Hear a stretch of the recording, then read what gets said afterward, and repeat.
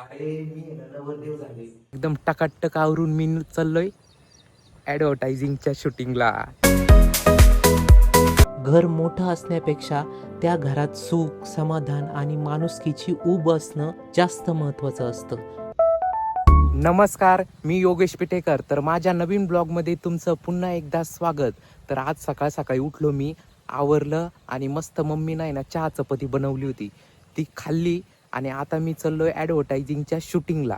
तर कुठं चाललोय ते तुम्ही ब्लॉगमध्ये कंटिन्यू बघा आणि खूप भारी वाटतंय नाही का मला ॲडव्हर्टायझिंग भेटली तर. तर तुम्ही बघा आणि थोडासा आहे ना पाऊस पण येतोय रिमझिम रिमझिम, भारी वाटतंय आणि एकदम टकाटक आवरून मी चाललोय ॲडव्हर्टायझिंगच्या शूटिंगला.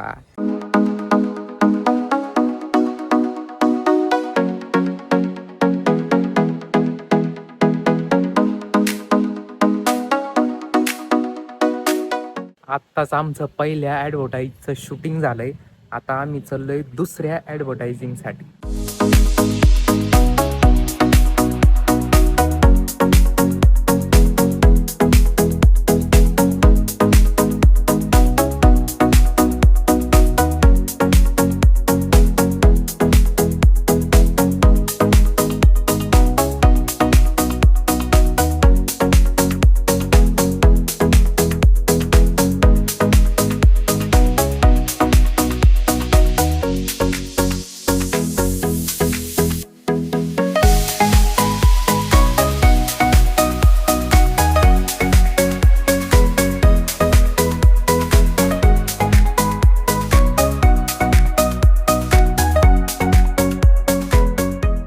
सर्व शूटिंग पूर्ण करून आपला योगेश घरी आला आणि घरी आल्यावर नजरेस पडलं ते एक सुंदर दृश्य.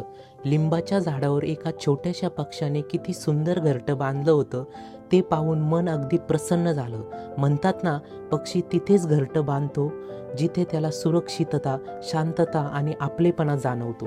या छोट्याशा घरट्याने आज एक मोठी गोष्ट शिकवली. घर मोठं असण्यापेक्षा त्या घरात सुख, समाधान आणि माणुसकीची ऊब असणं जास्त महत्त्वाचं असतं. आणि खरं सांगायचं तर आपल्या घरातही हीच सुख, शांती आणि आपलेपणाची भावना आहे. म्हणूनच कदाचित या पक्षालाही आमच्या घराची जागा आपलीशी वाटली असावी. निसर्ग काही सांगत नसतो, पण त्याच्या छोट्या छोट्या गोष्टीतून खूप काही शिकवून जातो. हे काय घातलंय जीन्स आणि कुर्ता?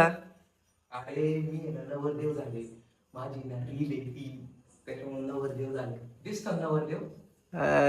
दिसतंय दिसतंय. ते फेटा घालायचा आहे पण फेटा घालता येईल ना पण. घाल ना मग तुला माहित होतं ना मला येत नाही फेटा घालता.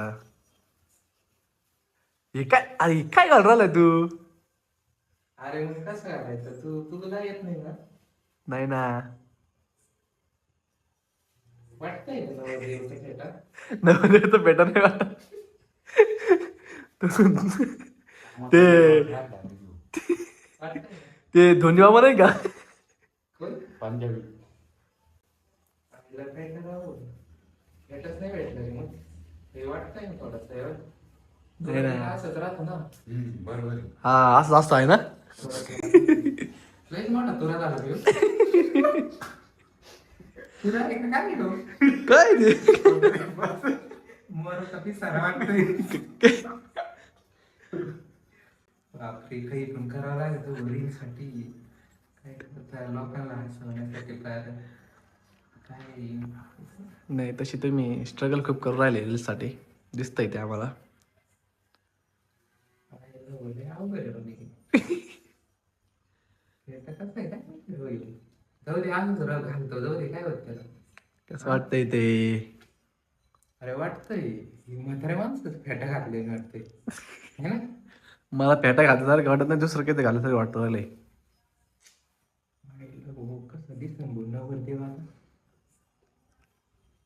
दिसत नाही. नवरदेव मला तर म्हातारा माणूसच दिसतोय. तुला तो घालतात नाही नाही.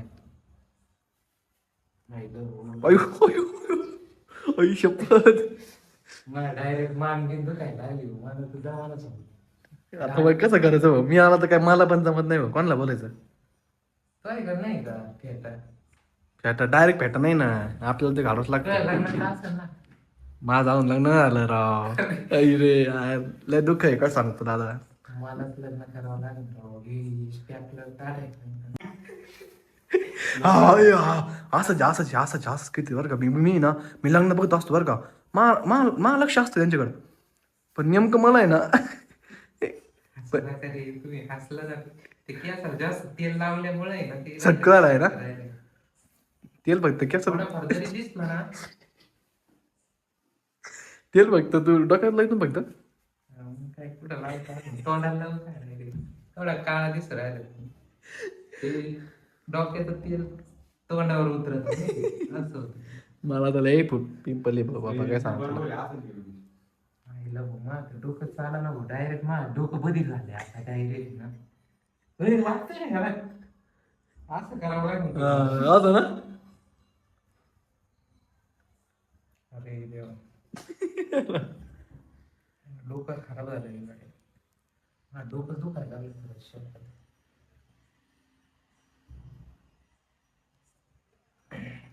कसं रे बांध गेलं.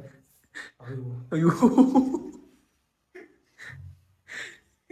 हे नाही का घालायलाच नको जमते. मी तेच म्हणत होतो तुला. मध्ये ना असं लावलेलं असं मी आहे ना फेटा काढून येतो आणि जे काही करायचं ते करतो. आणि मित्रांनो तुम्हाला रील्स ही ना माझ्या आयडी वर बघायला मिळेल तिथं जाऊन नक्की बघा कोण कोण आहे आपली रील काढायला दाखवायला. श्री आणि हे बाई हो